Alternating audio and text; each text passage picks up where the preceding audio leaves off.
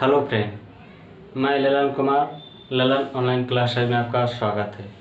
आज हम लोग 10th का साइंस का ऑब्जेक्टिव क्वेश्चन को देखेंगे, जो दिया हुआ है। पहला क्वेश्चन कि विद्युत धारा का एसआई मात्रक क्या होता है। तो हम लोग जानते हैं कि विद्युत धारा का एसआई मात्रक क्या होता है, एम्पियर होता है। तो इस तरह से आप लोग का टिक कर लेना है। बहुत ही वीवीआई क्वेश्चन है कि विद्युत धारा का एसआई मात्रक क्या होता है, तो एम्पियर होता है। यहीं पर आपसे पूछ लेगा कि ओम किसका होता है एसआई मात्रक। तो ओम जो होता है आपका प्रतिरोध का एसआई मात्रक होता है। प्रतिरोध का एसआई मात्रक किसका होता है, तो ओम का होता है। यानी प्रतिरोध का एसआई मात्रक क्या होता है, ओम होता है। एमीटर जो होता है, एमीटर से विद्युत धारा को मापा जाता है। विद्युत धारा को मापा जाता है किससे, एमीटर से। यानी कि विद्युत धारा को मापा जाता है, किससे मापा जाता है, तो एमीटर से मापा जाता है।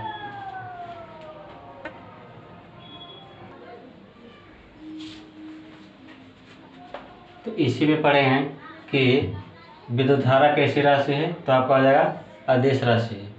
बहुत ही वीवीआई क्वेश्चन कि विद्युत धारा कैसी राशि है, तो आपका अदिश राशि है। और विद्युत धारा को जो हम लोग ए से सूचित करते हैं, ए से यानी एम्पियर, इसका जो एसआई मात्रक होता है एम्पियर होता है, उसे ए से सूचित करते हैं। विद्युत धारा की गति मापी जाती है, तो किससे मापी जाती है विद्युत धारा की गति, तो एमीटर से मापी जाती है। पूछेगा कि विद्युत धारा की गति किससे मापी जाती है, तो एमीटर से मापी जाती है। एक आदर्श एमीटर का प्रतिरोध कितना होता है, तो कितना होता है, 0 होता है। 0 होता है। एक आदर्श एमीटर का प्रतिरोध 0 होता है। इसी में आगे क्वेश्चन रहेगा, एक आदर्श वोल्ट मीटर का प्रतिरोध कितना होता है, तो आपका अनंत होता है। बहुत ही वीवीआई क्वेश्चन है, इसको आप लोग ध्यान में रखिएगा। पहला है विद्युत धारा कैसी राशि है, तो अदिश राशि है। विद्युत धारा की गति किससे मापी जाती है, तो एमीटर के द्वारा मापी जाती है। तीसरा प्रश्न है, एक आदर्श एमीटर का प्रतिरोध कितना होता है, तो 0 होता है। और चौथा में है, एक आदर्श वोल्ट मीटर का प्रतिरोध कितना होता है, तो अनंत होता है। आप लोग इसको ध्यान में रखिएगा। दूसरा प्रश्न दिया हुआ है कि इंसुलिन की कमी से कौन सा रोग होता है। तो इंसुलिन की कमी से कौन सा रोग होता है, तो आपका हो जाएगा मधुमेह रोग, यानी इंग्लिश में इसे बोलते हैं डायबिटीज रोग। तो इंसुलिन की कमी से कौन सा रोग हो जाएगा, मधुमेह रोग। घेंघा जो होता है आयोडीन की कमी से होता है। आयोडीन की कमी से कौन सा रोग, घेंघा रोग होता है। तो इस तरह से आप लोग को ध्यान में रखना है कि इंसुलिन की कमी से कौन सा रोग होता है, तो आपका हो जाएगा मधुमेह रोग। आपका आंसर ऑप्शन नंबर बी हो जाएगा। इस तरह से इसके बारे में 4-5 क्वेश्चन देखते हैं।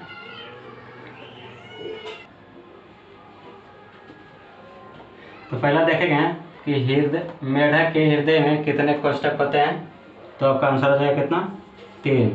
कैसे याद करना है, मेढक कितने अक्षर का है, 3 अक्षर का है। तो मेढक के हृदय में कितने कोष्ठक हो जाएगा, 3 हो जाएगा। इस तरह से पूछेगा कि मछली के हृदय में कितने कोष्ठक होते हैं, तो मछली के हृदय में होता है आपका 2। मेढक के हृदय में कितने कोष्ठक, 3। मछली के हृदय में कितने कोष्ठक होता है, तो 2 होता है। मनुष्य के पूछेगा मनुष्य के हृदय में कितने कोष्ठक होते हैं, तो 4 होते हैं। मनुष्य के हृदय में कितने कोष्ठक, 4 कोष्ठक होते हैं। केचुआ में कितने हृदय होते हैं, इसमें भी कितना होता है, 4 होता है।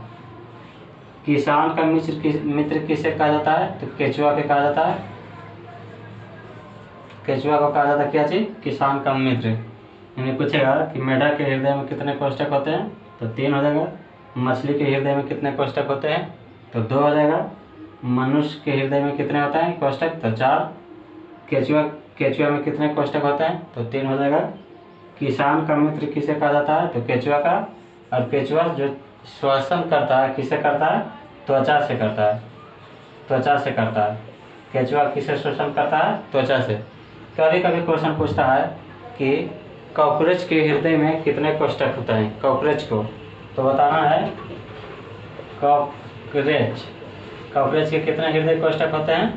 तो 13 होते हैं। कॉकरेच के हृदय में कितने कोष्ठक होते हैं? तो 13 होते हैं। इस तरह से आप लोग याद करना। बहुत ही वीवीआई क्वेश्चन है, 10वां का लेवल के लिए बहुत ही वीवीआई क्वेश्चन। बहुत बार पूछा जाता है कि मेढक के हृदय में कितने कोष्ठक होते हैं? तो आपका 3। मछली के हृदय में कितने कोष्ठक होते हैं? तो आपका 2 आ जाएगा। मनुष्य के हृदय में कितने कोष्ठक होते हैं? तो 4। केचुआ में कितने हृदय कोष्ठक होते हैं? तो आ जाएगा आपका 4। और किसान का मित्र किसे कहा जाता है? तो केचुआ को कहा जाता है। और केचुआ जो शोषण करता है किससे करता है? त्वचा से करता है। और केचुआ का कोई आँख नहीं होता है। आप लोग देखेंगे, हम लोग जो गांव में बोलते हैं चेहरा जिसको बोलते हैं, केचुआ का कोई आँख नहीं होता है। पूछेगा क्वेश्चन कि केचुआ का कितने आँख होते हैं? तो केचुआ का कोई आँख नहीं होते हैं। केचुआ का कोई आँख जो है नहीं होता है। ठीक है,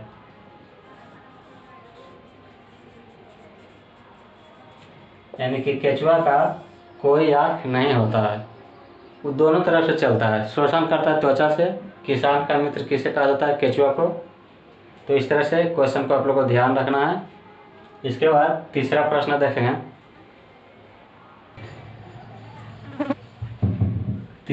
तीसरा प्रश्न दिया हुआ है कि नाई द्वारा दाढ़ी बनाने में किस दर्पण का उपयोग किया जाता है? तो हम लोग जानते हैं कि नाई द्वारा दाढ़ी बनाने में अवतल दर्पण का उपयोग किया जाता है। तो कौन ऑप्शन हो जाएगा? ऑप्शन नंबर बी हो जाएगा, अवतल दर्पण का उपयोग किया जाता है। दाढ़ी बनाने में नाई द्वारा कौन सा दर्पण उपयोग किया जाता है? तो अवतल दर्पण। और अवतल दर्पण का उपयोग किस में किया जाता है? तो नाई द्वारा दाढ़ी बनाने में किया जाता है। इसके बाद अगला क्वेश्चन देखें। कभी क्वेश्चन पूछता है कि डॉक्टर द्वारा आँख का नाक में कौन सा दर्पण का उपयोग किया जाता है? तो आपका हो जाएगा आंसर क्या चीज? अवतल का हो जाएगा, अवतल दर्पण। यानी डॉक्टर द्वारा कोई भी चीज़ का उपयोग करता है कौन सा दर्पण का? तो जाएगा आपका अवतल दर्पण। यानी डॉक्टर द्वारा आँख का नाक चेक करने में कौन सा दर्पण का उपयोग करते हैं? तो अवतल दर्पण का उपयोग करते हैं। गाड़ी के हेडलाइट में भी आपका अवतल दर्पण का ही प्रयोग किया जाता है। गाड़ी के हेडलाइट में किसका प्रयोग किया जाता है? अवतल दर्पण का। सोलर कुकर में भी आपका अवतल दर्पण का ही प्रयोग किया जाता है।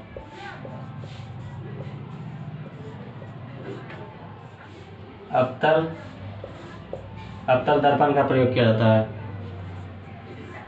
कभी क्वेश्चन पूछता है कि गाड़ी में चालक की सीट के पास कौन सा दर्पण रहता है? गाड़ी के सीट के पास कौन सा दर्पण रहता है? उसमें रहता है आपका उत्तल दर्पण। क्या चीज रहता है? उत्तल दर्पण रहता है। जब हम लोग जिसको हम लोग साइड मिरर बोलते हैं, वहाँ किसका प्रयोग किया जाता है? तो उत्तल दर्पण का प्रयोग किया जाता है। यहीं से क्वेश्चन पूछता है कि उत्तल दर्पण कैसा होता है? तो ये आपका धनात्मक होता है। उत्तल दर्पण कैसा होता है? तो धनात्मक होता है। और अवतल दर्पण कैसा होता है? तो ऋणात्मक होता है।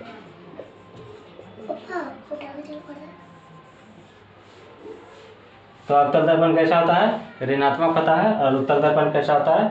धनात्मक होता है। तो वीडियो कैसी लगी आप लोग कमेंट में ज़रूर बताएं, ताकि इससे हम लोग को मोटिवेशन बढ़ेगा।